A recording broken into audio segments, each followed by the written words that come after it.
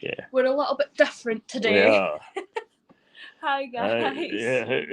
It's good morning. The team is here, just the technology isn't. Yeah. And look at me. I hang my head in shame because what I did was I knocked the computer last night, and it obviously affected the internet and our ability to actually go live through the computer, and so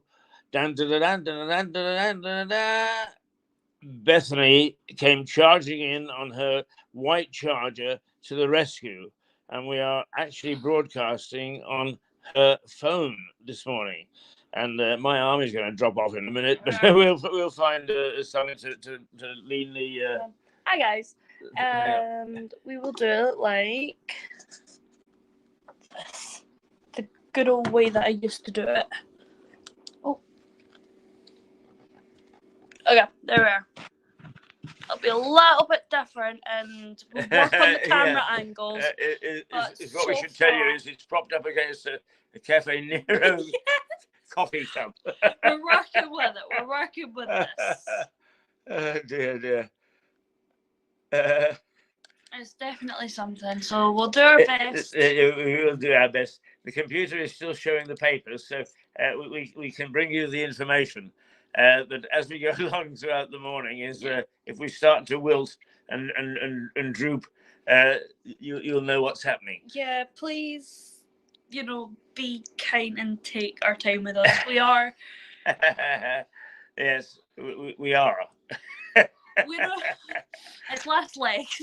Right, so we say that we're quirky, and this is a quirky Mirador television this morning, still broadcasting out of the White Hart. Always look at the ceiling when you to know where we are, because it's a very ancient ceiling and it's covered many historic events, and this one's historic too.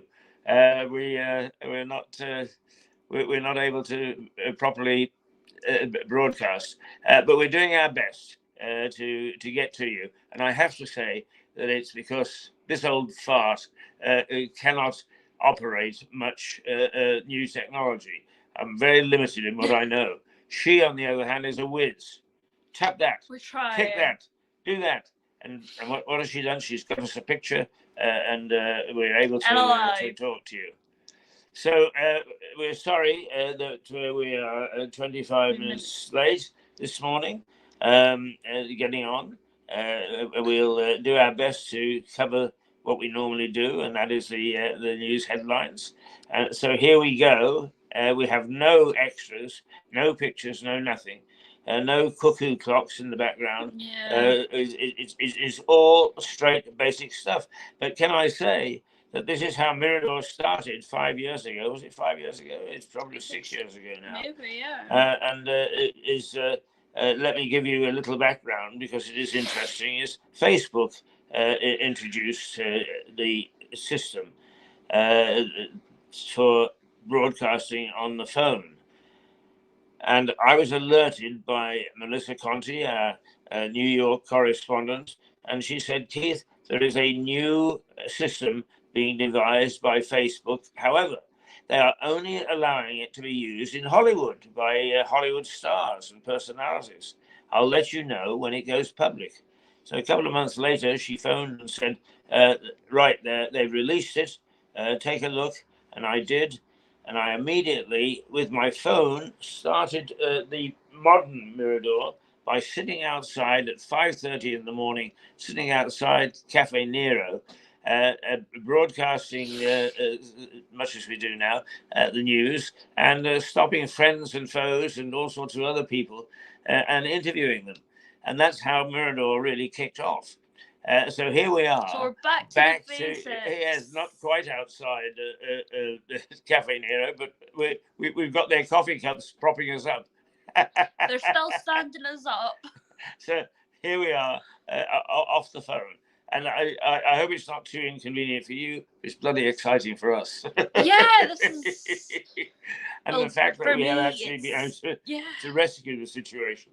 Yeah, we're just glad that we got to actually do alive rather than not. I don't know what we would have done, honestly. Well, let's take a look at the papers, and we'll get to Bethany's thoughts on these things after I let you know what they're saying. And it's the Financial Times is the top gun this morning, and on the front page it pictures the devastation and aftermath of heavy floods in Libya, where thousands are feared dead. The paper says recovery efforts are likely to be complicated by the weakness of the state as rival factions carved the country into a patchwork of fiefdoms in the last 12 years. The paper quotes former Labour Tory leader Tony Blair, gosh, I've got the stutters now, who says Labour will inherit a country that's in a mess if the opposition party wins the next general election. Well, I think I could go along with that. The Tories have bollocksed it ever since they got rid of Boris. But then the backbenchers knew better than the government, and there you go. That's the way that life is at the moment. But Bethany, young people now react to disaster rather better than old, I think. Yeah. I think that older people have got so used to disasters one after the other. I mean, you know, from the end of Second World War on, that we tend to be rather more cynical. What's your reaction to this tragedy? Basically, what's happened is that a dam has given way, and it's swamped the country, and up to 2,000 people are missing. It makes me sad for the families, and to imagine what they're thinking and what's constantly going through their heads, and trying to maybe even grieve the process of a loved one while also not knowing if they're alive. It's a very difficult and sad situation. I don't know what I would do in that part. I don't know how I would be. Certainly these families are definitely stronger. Definitely 100%. They are stronger from this, and it shows how strong their mindset actually is as well. Yes, now the Metro leads in the same thing, but it says there are 10,000 lost in a tsunami dam burst. So it's up the figure considerably. Mm-hmm. 10,000 lost in a tsunami dam burst is the Metro's lead story, as thousands of people in Libya are missing after Storm Daniel led to 2 dams in the coastal city of Derna bursting. The paper reports that 1,500 people are dead, and it quotes a local emergency official who described apocalyptic scenes. Bodies are lying everywhere, in the sea, in valleys, under buildings, hidden under rubble. The spokesperson explained. That sounds horrific. It sounds so upsetting. It is. And can you imagine that suddenly you're in your house and tons and tons of thousands of gallons of water come pouring out of a dam and heading towards you? There's nothing you can do. And then all of a sudden you see your friends lying there lifeless. Yes. You see your next door neighbour. You see your family. You see. It's yes, absolutely. The Guardian is actually, it says exactly what you just said. It's beyond comprehension. Libya flooding leaves thousands dead, and so the Guardian reports on the aftermath of heavy flooding in Libya, and quoted aid organizations who have described the situation in the coastal city of I can't see its name here, but anyway, in the coastal city where the flooding is taking place, as disastrous beyond comprehension. The paper goes on to report on state pensions. as a one-off cut being discussed by Treasury officials could save £1 billion by preventing an 8.5% rise as job and wages figures for August were unveiled on Tuesday. Now, there is another little sidebar in one of the papers where senior officials are saying to Rishi Sunak, you tamper with the pension system, and what you promise at your peril. You'll lose every grey vote that. What's your view as a youngster? Because you've got a long career ahead of you, and you'll be paying into the system. What's your view of the pension system? It's certainly not weird to think about, but kind of I'm still trying to understand it quite a bit. I really hope the money that I am working with is certainly going to my pension. I hope that with my pension I can still support myself with it. But it's very, I keep worrying about the future, about the pension, and hoping I can survive on it. And I certainly look up to my granddad for that. I believe he was a manager in a quarry. So back in those days, he got quite a bit of dosh for it. But he's supporting all that with his pension, and he's perfectly happy. He's doing his bits, he's doing his bobs, he's quite happy living his life. There are two sets of pensions, of course. There are those that are provided by companies, and those that are just simply the state. I've often wondered, the government, on the one hand, tries to persuade youngsters such as yourself to be entrepreneurs. Go for it. Form your own company, etc., etc., etc. And then, on the other hand, they don't make the state pension, which sometimes is the only pension that an entrepreneur gets, anywhere near as attractive as those where people have worked. We are full of anomalies in government. How the hell it's got itself into this state, I have no idea. Someone pushed the wrong button. What I do think is, and I have to be brutally honest, because I do actually say this all the time. I just think that our leaders are not of the highest quality. Whether we're talking about Westminster or whether we're talking about local, we just don't have the best people anymore. Yeah, they definitely need to be reviewed. You can understand to some extent why corruption takes place. Because if people go into politics and they want a decent jig out of it, they're not going to get out of it by any payments or whatever. They need extra income. And that's why it's all very well for Labour MPs to jump up and down and point fingers at the Tories and say, oh, gosh, look, these people get jobs, nice jobs afterwards and so on. I don't blame them. Now, there is another thing. Pension triple lock faces a one-off cut to save £1 billion. And that one is going to be very, very controversial, I think. Very controversial. What's that money going towards? Well, I mean, there is no question that the government overspent during lockdown. Yeah. I mean, in knee-jerk reaction, it was very, very generous. People were paid 80% of their salary to stay at home.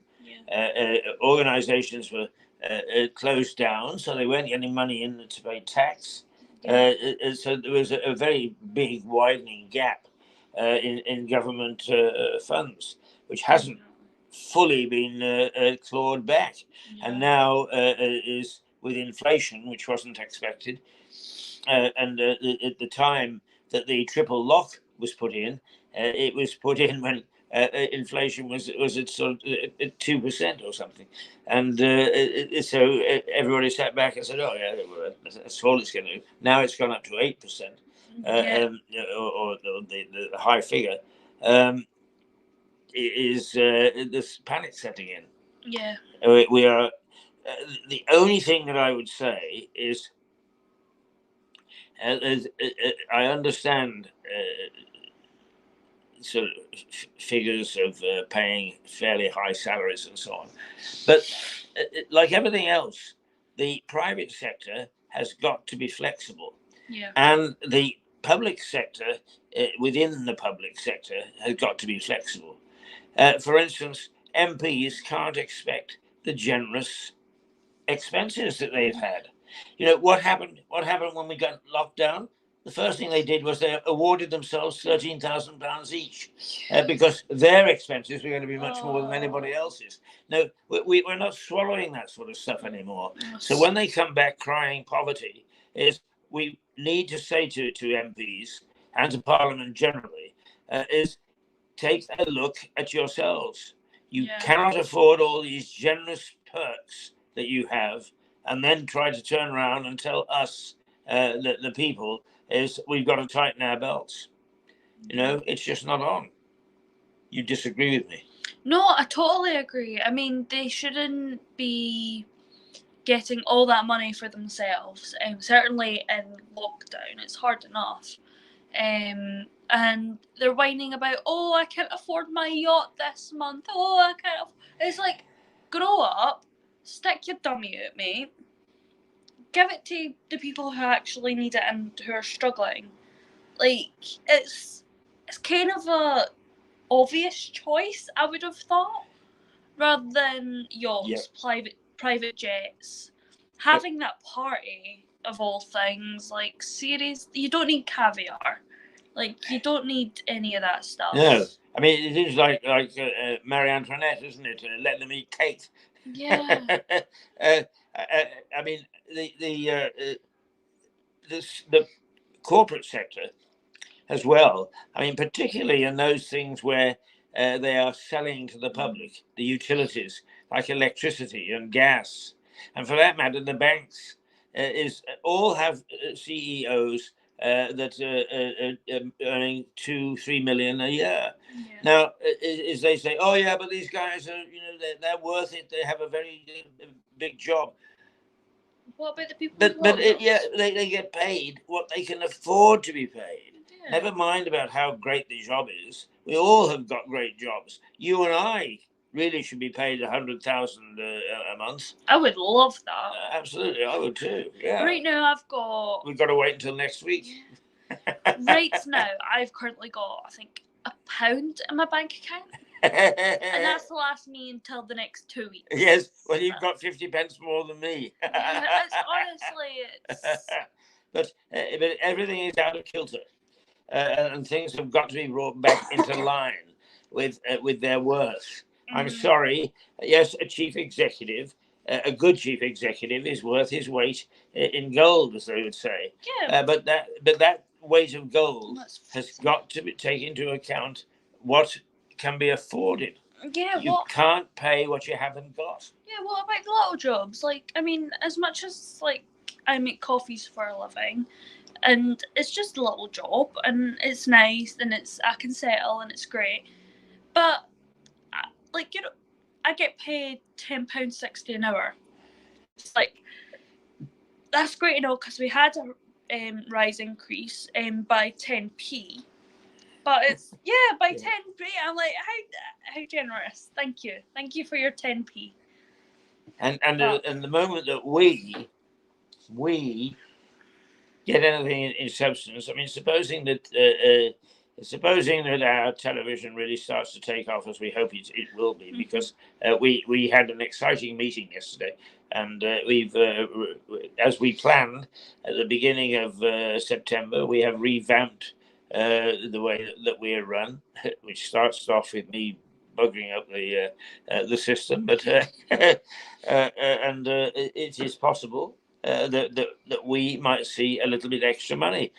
What will be done with that money? The taxman will take it off us. Yeah, and that is no incentive to trying hard to earn extra money. Why not take it off the state? It's just crazy. We're absolutely crazy. But the one thing that I've often said is I will, well, it's not quite true, but I hate debating with politicians.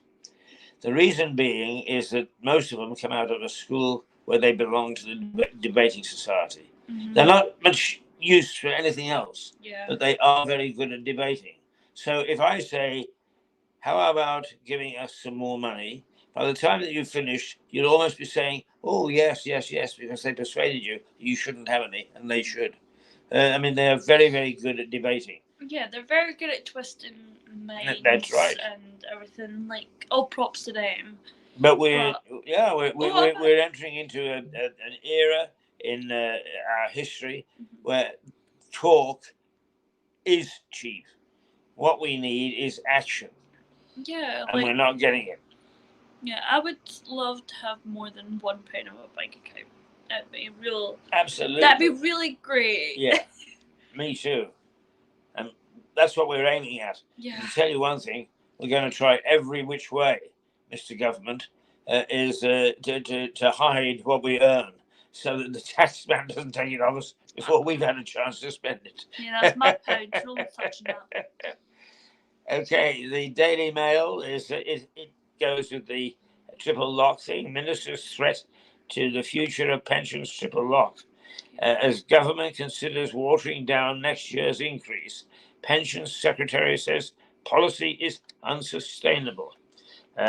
So the Daily Mail reports on the future of the pensions triple lock, while warning its readers that the policy could be watered down.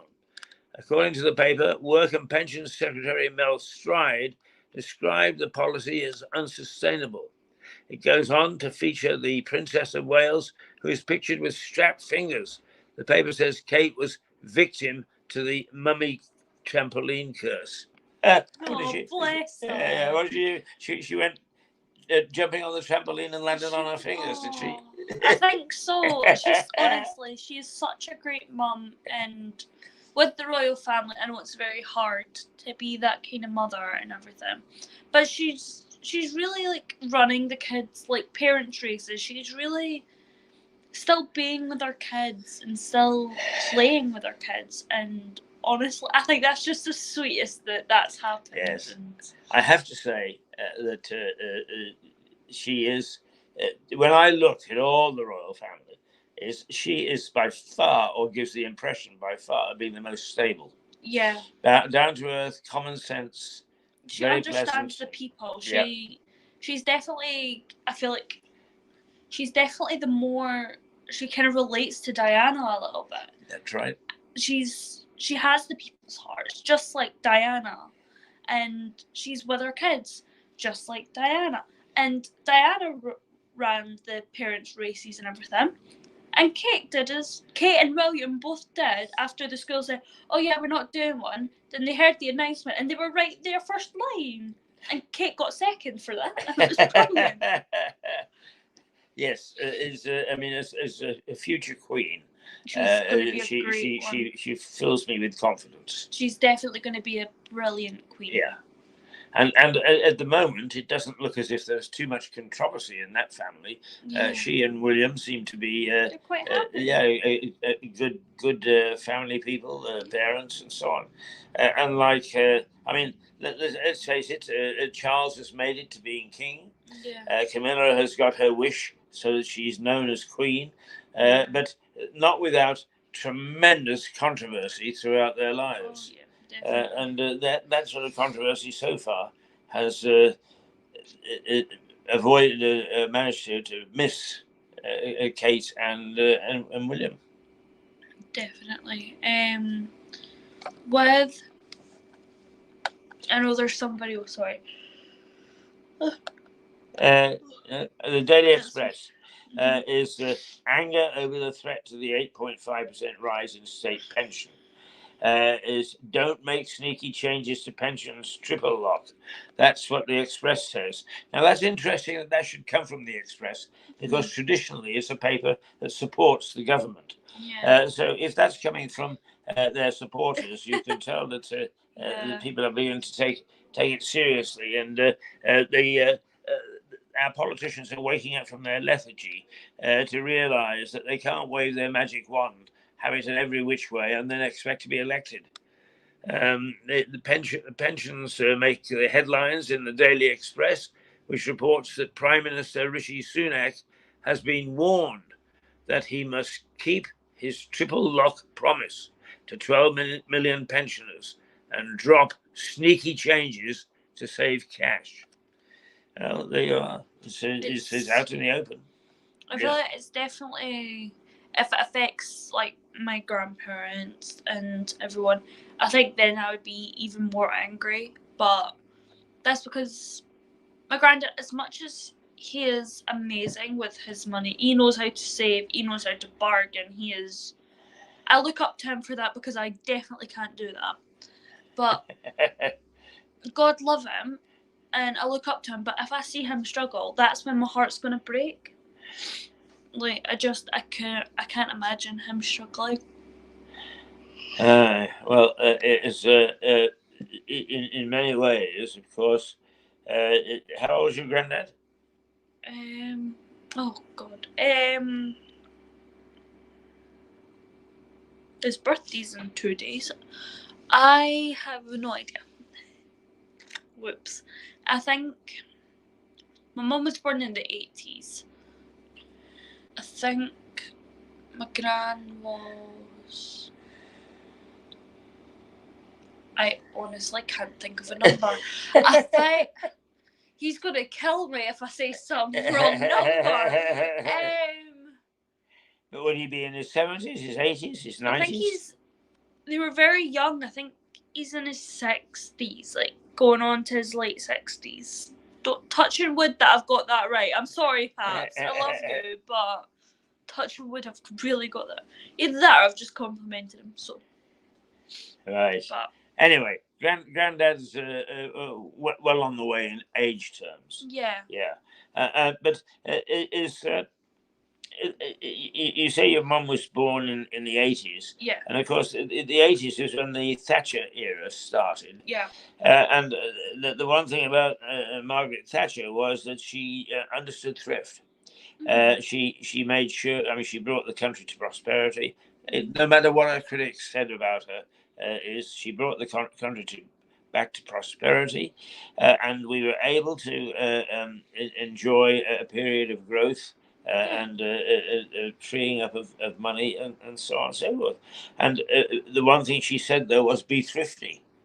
We treat the government budget the way that you would the household budget, and this is how you should treat the household budget. And I think that era turned out a whole generation like your granddad and me who are thrifty. We don't actually spend our money willy-nilly. I laugh at myself because I only have one small luxury, really, and that is that I have miniature trains, engaged trains, only on a coffee table, but nonetheless, I very lovingly, as I've got a farm, so I buy a cow. That is the most that I spend each month is £10. Wow. To buy little things, and I have a conscience about spending the £10.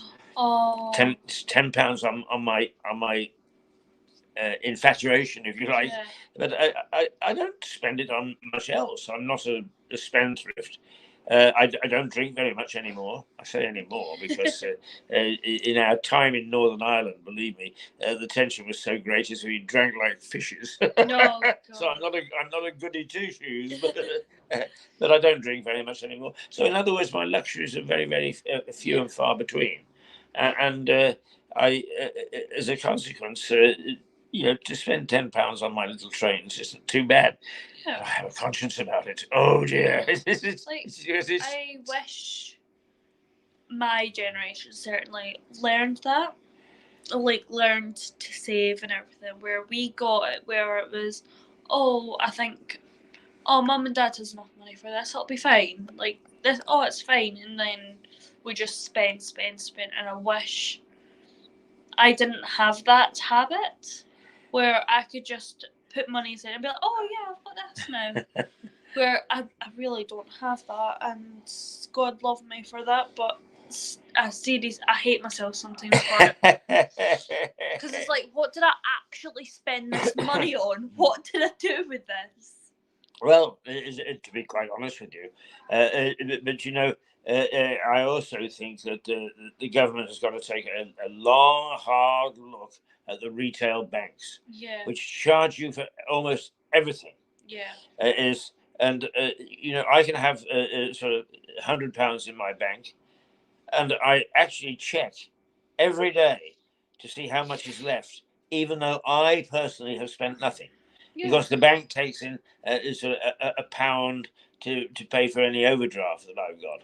And then the bank takes another 20p for this and another 20p for that. And it all erodes. Oh. And it's taken off by the very people that are supposed to be saving my money. Wow. And don't pay any interest or version of interest. So it's the whole system is wrong. So I might be actually saving, just the bank is stealing my saving. Exactly. That's exactly what's happening. And yet they're the people that keep on saying, "Oh, save, save, save." What the banks are mealy mouths. What they say we should do isn't what they encourage us to do. Yeah. And they make definitely. and actually, you know, we have got every right to raise our voice in protest because we own a good chunk of the banks. They got themselves into trouble, and we, the taxpayer, bailed them out. And it really is quite dreadful that they should once again be able to play fast and loose ducks and drakes with our money. Yeah. The I newspaper, it stays with state pension this morning. State pension triple lock under threat after the election. Well, that puts it back a little bit, doesn't it? Although the election is next year. Let's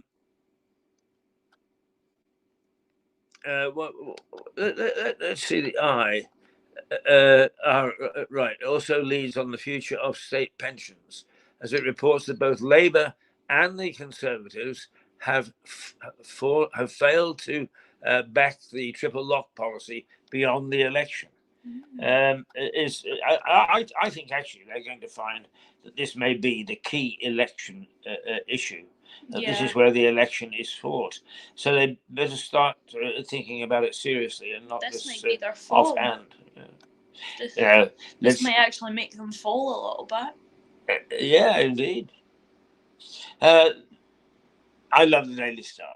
Yeah. That's where I get my daily giggle. And I must say that generally speaking, it's a feel-good factor because it's so ridiculous. So what does the Daily Star say today? Boffins are 100% sure they've got this right.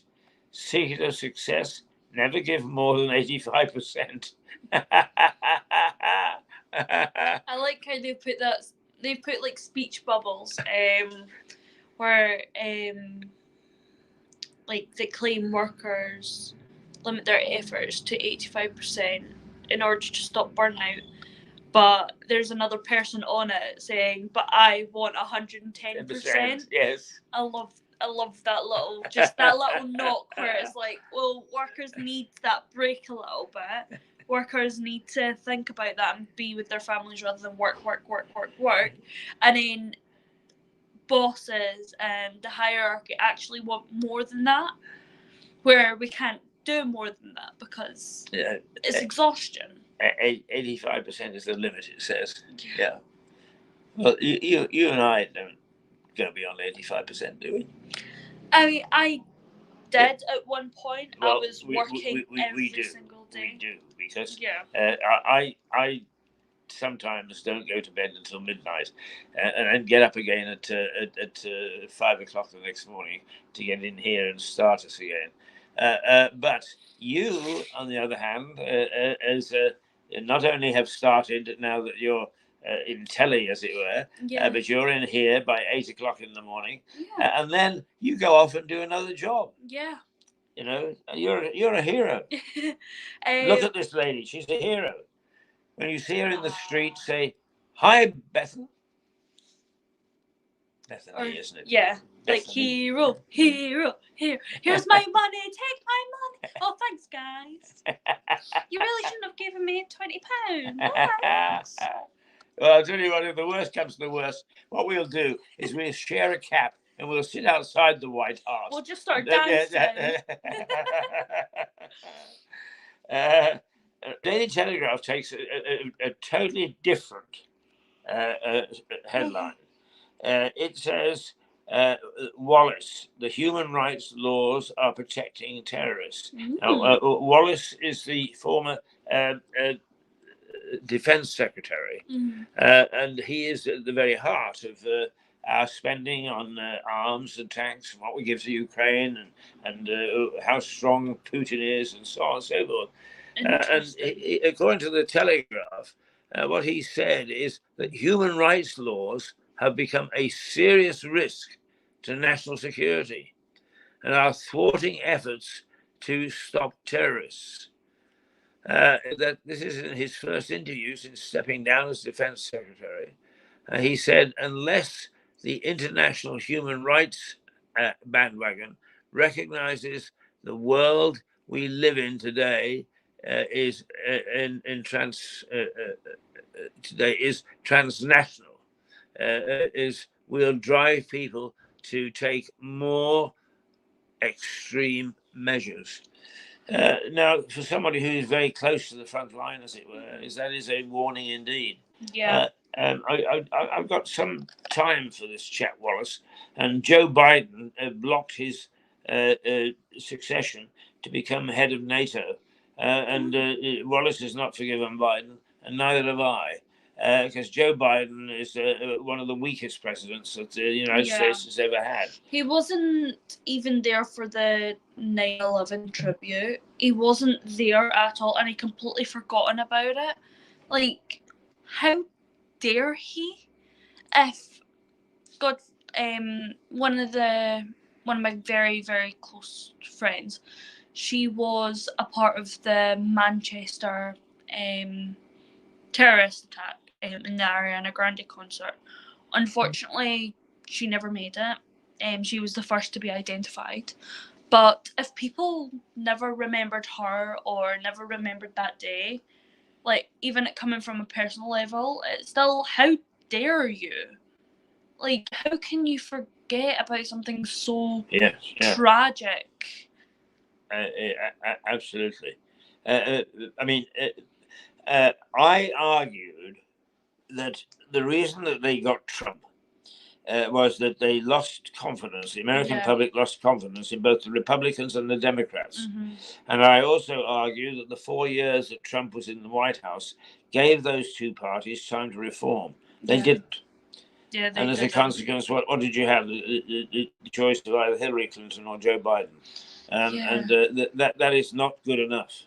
And the Americans are getting what they deserve too. Is pretty poor people in charge. Our level of leadership throughout the world right now, including those that we have no control over, like Russia and China, is terrible. Yeah, that's a good word. It's horrendous. Yeah, absolutely. It's pretty naughty. The Mirror is ouch, Kate. First of all, talking about the damage that Kate has done to her fingers while bouncing up and down on a trampoline. But this main, it also it goes on a separate thing from the two major stories. Is the year of the shoplifter. Theft soar, but where are prosecutions? And what the Sun, is the Mirror says, we demand a change in the what's this? We demand a law change to stop the epidemic, and it's offered to the state, send us the pictures on CCTV of these people who are wrongdoers, and we'll publish them. In other words, name and shame. That won't happen, but it should. No. They're doing something like that in China and Japan right now, where they've got this monitor, and if you jaywalk, which is illegal in both Japan and China, they take a picture of their face, and then they can fully have them have their identity, and they fully name and shame them right on the street in front of everybody, just like that, as soon as you've done it. Well, that's a good idea. I think definitely Yeah. something like that should happen. Yes, our human rights people would kick at that. You can't do that. It's not fair, etc., etc. Neither The stealing fact from is a that shop. we've got to stop being fair, and that includes to our MPs. Yeah. We are far too fair, actually. It's like, and that's our hands okay. are wrapped. It's okay. You know, you've got your family to feed, not just a yacht, hot tub, 3 other mansions, your private plane, your butler, your private chef, your handmaids. You know, all of that. You know, but you've got a family to feed. Don't worry about it. Like, absolutely. Like, name and shame them. Yes. Put a little picture of them up. They'll love it. Like, they'll get 5 minutes of fame, just That's like they the trouble, wanted. They would love it. They love it. It's, they would get absolutely mortified, and then they won't do it again, will they? Now, is there anything that we missed there? I don't think so. I don't think so. Shall we just take a quick look and see whether we can see if there is anything in the local scene that we should pay attention to? We let us explain that we say that we are local and not parochial. We look for stories, local stories that change the face of the way that we live here, but we don't go chasing lost cats. I'm not saying that lost cats aren't important. Of course they are, particularly if it's your cat. But there are so many different ways of looking for lost cats and lost dogs and so on that are much more effective. I mean, I have to say that Mick Symes, well-known Lewis figure, runs things like Lewis Present and Lewis Past extremely well. And they do a very good job of being a forum for that sort of thing. I'm even on it now, and I absolutely love.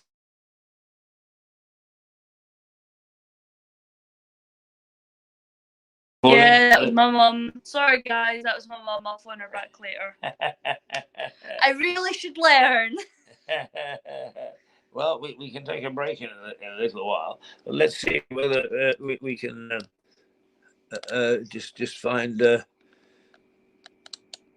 anything that's of significance from the Sussex Live News. Quite often it has a bunch of rubbish in it, but Wilko stores to close this week. Now, I was never aware of Wilko stores. Were you? Yeah, my gran used to go in them all the time. I loved it because they used to have these little blinds bag things for the kids, of like My Little Pony and things like that. So I got to just stay at this one little circle of toys, and I'd just be there playing about with them and loving life. But I used to love going there for like their little scented stuff, and I'm a proper adult when it comes to that stuff. Like, I love picture frames, scented things. Right, so Wilko stores. Yeah. I mean, I don't know that I've ever been in a Wilko store. But anyway, it looks as if the stores in Crawley, Eastbourne, and Bangor are going to close. 3 Wilko stores in Sussex are set to close on Sunday, this Sunday, after administrators failed to secure a deal for the future of the business. The Sovereign Harbour Eastbourne Wilko, the Bognor Regis Wilko, and the Crawley Wilko will close this Sunday for the final time. Alongside other stores across the UK. Yeah, alongside other, you're quite right. I think I need new spectacles. Should have gone to Specsavers. So that's one local story with of some note, I guess. Little bit sad. Like Yes, that's another place it that's gone is. out. If you want to go back, press Right, there. press that one. Yes, okay. Hotel's Lakeside Country House is featured in a new ITV dating series. Ooh. Oh, go to these hotels. Read more. Let's see if we can find out which hotels. I could do with the date. Inside the My West. Mum, Your Dad. That's a great featuring new ITV dating series. My Mum, Your Dad. Yes, I've seen it being advertised, and I pay no attention to these things. I'm not a great fan of reality TV because I argue that actually TV as it is reality. Yeah. What you and I are talking about now is reality. Real, yes, real stuff. Reality is that several thousand people are being killed by a dam breaking in a storm. Yeah. Not shall I stick my head into a banana trap and come out and then offer my hand in marriage to some young thing that I've never met before. What's Sussex? Oh, it's gorgeous. Ooh. See, a rural country house in West Sussex is set to feature on TV screens every weekday for 10 days as a new dating series begins on ITV on Monday. The new show, My Mum, Your Dad, features a group of single middle-aged parents who have been sent to the Sussex abode in a bid to find love by their children. Oh God! Oh, that's going to be fun. My daughter, who is she's just actually retired, but from that profession. But she was a leading model. Oh wow! So she's a pretty good-looking chick. She phones me. She lives in Belfast. She phones me 2 or 3 times a week. She's got a very, very astute sense of humor. So anytime I sort of say, "Oh, I saw a nice lady," she goes, "Ha ha ha." Yeah. Who would want my ugly old dad? You know. Oh. She's not really quite that fierce and unkind, but she does find the whole idea of me finding somebody at my age amusing, and I must say that I find it amusing myself because I'm. It's not a question of how you look or how you dress or whatever it is. It's what you like.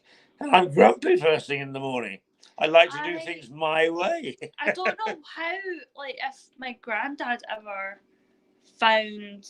I honestly, I would be accepting, I would be lovely, but I could not just accept her. I'd be like, nah, not at all. No one's good enough for him. And I don't know how they can... He's a ladies' man, though. He is such a ladies' man. Is that right? I hate it. Every time, when he goes to the bingo, sometimes on a Saturday, he's, all the women are, either chatting him up, they're having a laugh, and he's flirty. But I'm like, jeez, I don't need to see any of this. Christ almighty. Oh, dear. Well, I think I get along well with your granddad. The fact of the matter is, I mean, I'm being quite serious now. I flirt outrageously with ladies, but I figure that at 83 I can, and they don't take me seriously, so I'm not being offensive or dangerous. Yeah, you get to have that flirty little laugh. It's a pleasant experience. Yes. And really, when you're flirting, you only say nice things. You don't say nasty things. So what's wrong? Once again, our society is turned on its head. But I don't really anticipate that it's going to end up in marriage for me. Yeah. But I have a criteria. Is any lady that I'm going to consider to propose to has got to do 3 things. First of all, she's got to be gorgeous. Secondly, she's got to have a pretty healthy bank account. Yeah. And thirdly, she's got to be able to make a decent bacon sarnie. Now, I've met many ladies who meet 2 of those 3, but none that meet all 3. And if those people listening say, "What a male chauvinist!" Too damn true. I'm afraid I come from an era where male chauvinism was king, and for me to change at my stage of life, you've got to be joking. I don't mind people taking a poke at me for being a terrible. What's the word that chauvinist? I suppose is it? Yes, I'm a male chauvinist pig. I mean, I had a little bit of a criteria if I was obviously now happily engaged, but if I was going to marry or date someone, they had to get along with my sisters. My sisters had to approve, and it'd be like a brother sister relationship. Right. He fits that. He's brilliant. They're too brilliant with each other. They have to get along with my granddad and respect that my gran has passed and I'll always live by her memory. And they also have to accept the way that I see things sometimes, and have to accept that I sometimes can have a completely different opinion just based on what I've researched and everything, and the things like serial killer documentaries just to calm me down and relax me is completely fine. And it is, and it's nice, and you get to figure out who the who's actually the person, and yeah. Yes. I don't know if that's like psychopath tendencies, but it's nice and it's relaxing. Yes, it is. It's nice. It's nice. It's nice.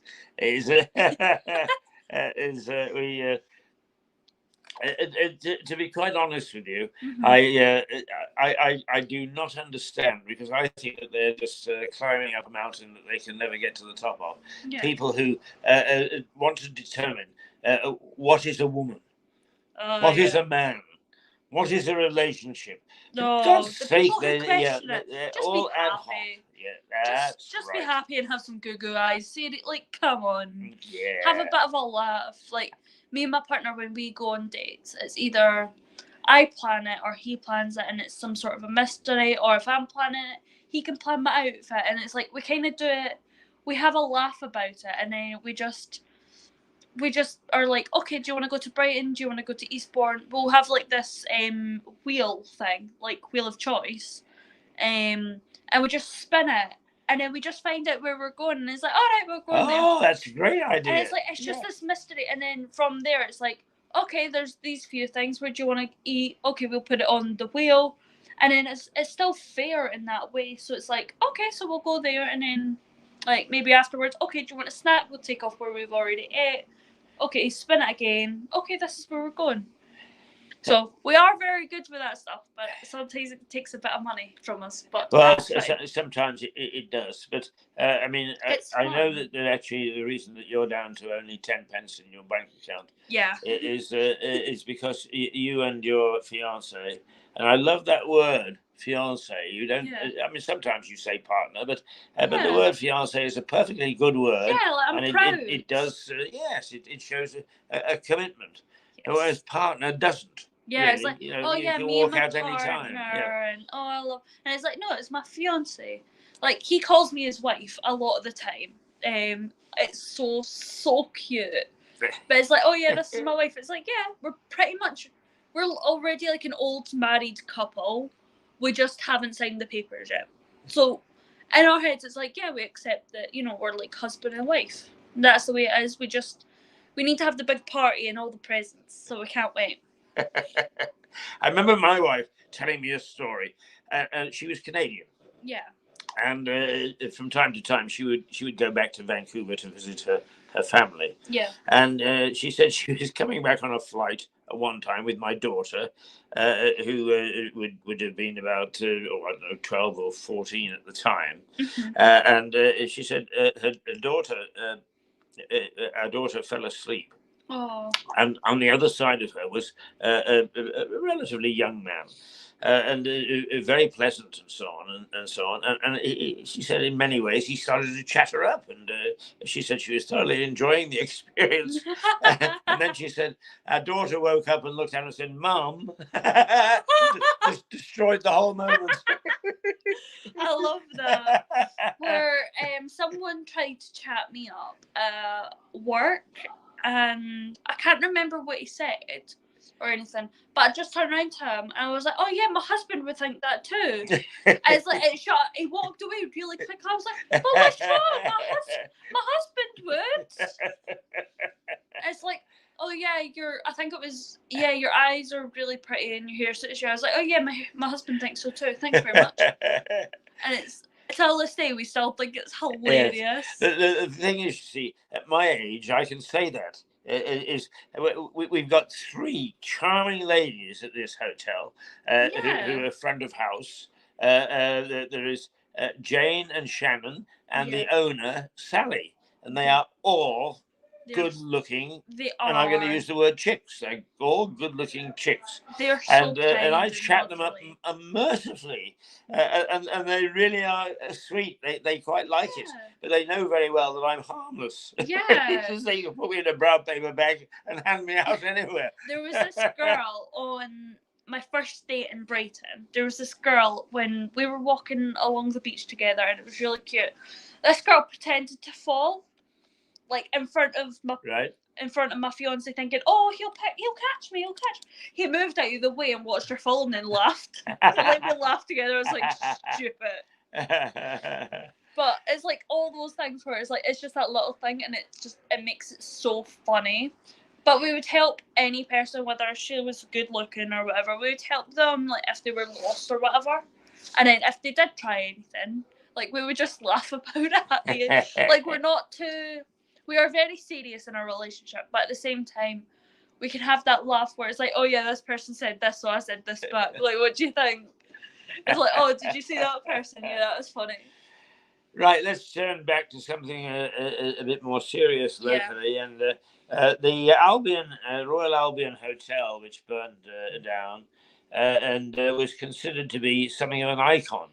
I mean, I don't know how old it was, but it was quite old, but it was always there. And whenever you went into Brighton, it's one of the first hotels that you saw, and it meant Brighton to you. And the leader of Brighton and Hove City Council has said the council have learned to do what they learning to do following the devastating Royal Albion Hotel fire. It took place almost 2 months ago in July. Council leader Bella Sankey, who was born in Brighton, recalled the events of the heartbreaking fire and told Sussex Live, and that's the news page that we're looking at the moment, that although the council responded as well as they could at the time, they were not as responsive as she would have liked as a result of the unforeseen circumstances. When the fire first broke out on Saturday, July the 15th, Councillor Sankey recalled how she was alerted of the incident by a colleague. At the time, the leader was unaware of just how serious the situation would become, like many across the city. She said, "I was worried, I was shocked, I was really saddened. At that point, I was hoping it would be quite straightforward to control. But I do remember also thinking it is a warm day and it is very windy. So I was thinking it was the worst kind of weather for a fire." Yeah, definitely. So the Sussex MP and Education Secretary involved in sorting RAAC schools issue as the fire unfolded that evening, and over the next day, Brighton-born Councillor Stanley said that the fire became really ferocious as a result of the weather. It's interesting in this item that she has the name Bella Sankey, and the author of this seems to need to remind us that she was born and raised in Brighton, and I'm sure it's because of the name. Hang on, she's got this name, and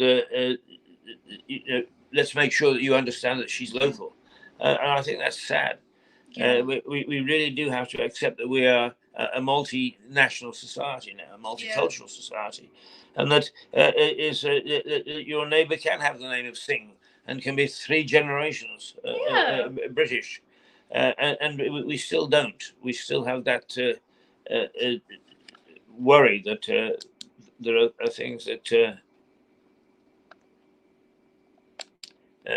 everybody is a foreigner, that we're xenophobic. Now, this is the Derma hotel that I'm looking at. I can only describe it to you this morning. We can't show the picture. Yeah, I think we can. Can we? Yes, scroll up. Okay. Yeah, there we go. There we are.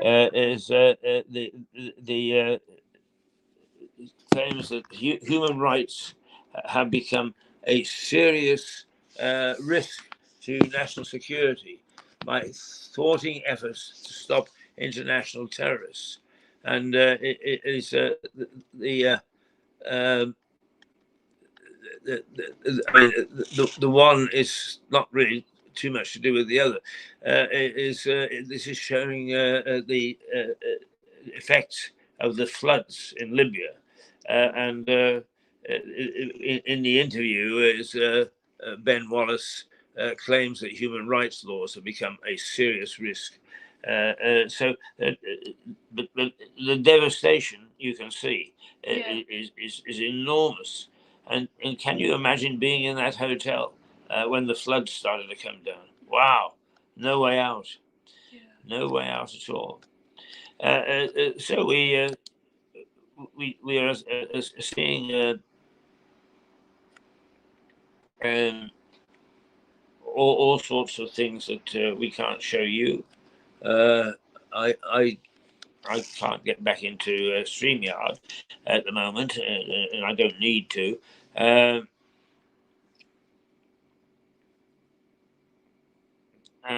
In your area, Keith, your morning fill of BN7. Are there anything else that's come up? Let's just have a look, shall we? In your area. Oops, there we go.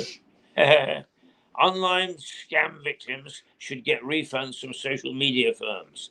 That's in the national news. Sussex crime. A prolific burglar broke into 4 properties over a 3-week period. Someone tried to break into my back garden. Did they? Not too long ago. The only thing is, the way they were doing it, they moved my fiance's bike, which was loud enough, and then all you could hear was them jangling the wall. And they seen that our lights were like, they weren't very smart and they weren't very good at what they were like. If they were good at it, I was like, props to them, but give us our stuff back. Like, well done. But they were so loud. And it's like, we ended up going downstairs. My mother-in-law, she was the first one downstairs and unlocked the door with our flashlight on. I was there with my loud alarm, like, I'm gonna pull, and I swear to God, if I catch you. And then, yeah, it was just, all you heard was the jangling of the wall, and like, it was so loud, like you could hear the thudding, and it was like, really? If you're gonna break into somewhere, don't you need to be quiet? Like, seriously? Like, good job, well done, bravo. Like, we almost caught you. But, yeah. That's mostly, as we say, we don't deal in trivia. There is one thing here that, because we do keep an eye on local council activities, Lewis Council is ordered to pay appeal costs over a controversial housing development. Now, I would be interested in seeing what that's all about, if clicking on it is going to help us. I was going to say, I wonder if that's going to be about like my house as well. Well, it could be. Interesting. Here we are. Lewis Council ordered to pay appeal costs over a controversial housing development. Here we go. In a decision issued last Tuesday, a planning inspector approved proposals to build 53 homes on land between the Broyle and Roundhouse Road and ordered Lewes District Council to pay the developers appeal costs. The decision followed a 3-day planning inquiry held in August, which saw the inspector weigh evidence both in favour and against the scheme. The local Lewes District Council had initially refused planning permission in January, mostly because part of the site had been allocated for employment use within local planning policy. But the council withdrew its objection during the inquiry in the face of new viability evidence from developer Ashhill Regan. The evidence, the inspector says, showed how an employment use for this part of the site, such as an industrial estate or office building, would not be viable. No contradicting evidence was offered. Well, there we are. This issue of planning is one of the big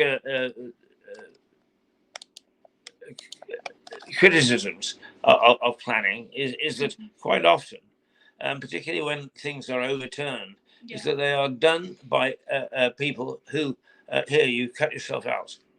Oh no, you haven't. There you are. There. Yeah. Those people who get involved from an official point of view in planning decisions never bother to see what they're talking about, and that some of the most outrageous decisions are reached. And I think that's got to change as well. Definitely. But I'm sorry, I have to say, councils, generally speaking, are lazy. The only time that they ever spring into life is when it's about them, and when they can get money from it. Like don't ever tamper with the parking thing because they're there straight away. That's like a cash cow. How many council buildings do we have? Because Paper Chase ran out of business, and we were like, oh great, that's going to become maybe a male clothing shop because we don't have any in Lewes. There is nothing for them in Lewes. Oh no, it's a council building. And they got that done pretty quickly. Like quicker than what we're getting at Domino's. So excited. Yeah. But, well, I was talking to local estate agents and they said that the delays in planning applications and reviews is far, far beyond reason. Yeah. And I'm sorry, to be quite honest with you, the local district council is a mess, an administrative mess. I don't think that the town council is much better. The town council has very limited things to. Sorry to bother you. Do you want a bacon roll? Oh, why? Have you got an extra one? Yeah, I've got 5. Wow. That's off my daughter's van. I didn't know you was here. I would have got. Oh no, don't worry about it. That's from my daughter's van at Three Ponds in Newhaven on the. Right. Kevin is the man who provides me with the beer, but he's got a very important role because he's part of our backroom team. And I mean, for instance, he fixes up all our internet stuff and so on and so forth. Now, where your daughter's van is where? It's near the Three Ponds. It's near the Three Ponds in towards Newhaven. Towards Newhaven. So if you want a bacon roll, that's where you go. It's called Zogs. Zog. So look for Zog. Okay. Zogs. Yeah, we don't do commercials, but we do. Yeah, shout out. Look for Zog. Thank you very much. Thank you, Kevin. No worries. Good to see you. Right, Kevin provides me with the beer that I have before the sun is over the yard arm on a Tuesday. Yes, oh yes, there are sorts of perks. Here I am saying that the MP should give up their expenses, and I get perks like beer before the sun is over the yard arm on a Tuesday. And now I've got a bacon butty. I think that's not too bad. No, it's not. And considering that everything fell out around our ears this morning, it's not a bad result, is it? You get the world's rewarded you. Now it is 9:30. We'll take a 15-minute break. I think we've done a lot of talking. It's been great. I have to say, Bethany, that this morning To book. review of news and so on has taken on a new challenge since you've Yeah. joined, because we get your point of view, and believe it or not, I mean, you can't tell from looks, but there is almost 60 years between us. I don't know if you're meaning me or you, but I'm looking fab. But she gives a lovely view, because you've heard me rail about youth and how we oldies are ignored, but I still take that viewpoint. Yeah. But on this I program completely now, agree we with do get, and quite seriously, we get the view of a 19-year-old. Yeah. And it's very important that we get that view. And that's why we tend to rabbit on and to chat rather longer. And then we and then rant we about think- other things as And well. we do indeed. And I don't mind them leading us down various paths, Yeah. because they are important things to talk about. Yeah, definitely. So Break an Egg, which is the start to the day for us, Yeah. is taking on a new character, and a rather nicer character, I think, because when I get going, I can be a surly old bugger, as you all know. I'm the world's great curmudgeon, and I can actually rant and rave. But I've got a calming influence here, and it's turning into a good combination. So Holly Thingamajig, and whatever it is, what was the guy's name? There was Holly Willoughby and Philip Schofield. that's right, Philip Schofield. Eat your hearts out. Controversial. Yeah, you're nowhere near as good as us. Yeah. I'll tell you, Come and take a nowhere bite near from as our good as the apple. two Bees. I mean, they are absolutely They are hilarious together, aren't they? brilliant. Yeah. Sorry, we'll catch up. Mirador Television is one of the things about television, quite seriously, is that it is a living, breathing thing. Yeah. It shouldn't be stuck, as it often is, Mhm. in a mire. And we here on this station, we see change, and we see differences, and we Yeah. approach things differently all the time. And that's the way we intend to keep it. Yeah. So we are worth checking in for. We say that we're like Marmite. Some people love Hate us, us. some people hate us, but you never forget us. Say Tiddle Pip, Diddle pip for now, guys. Tiddle Pip, and you're in charge of saying, get us off the screen. Yep.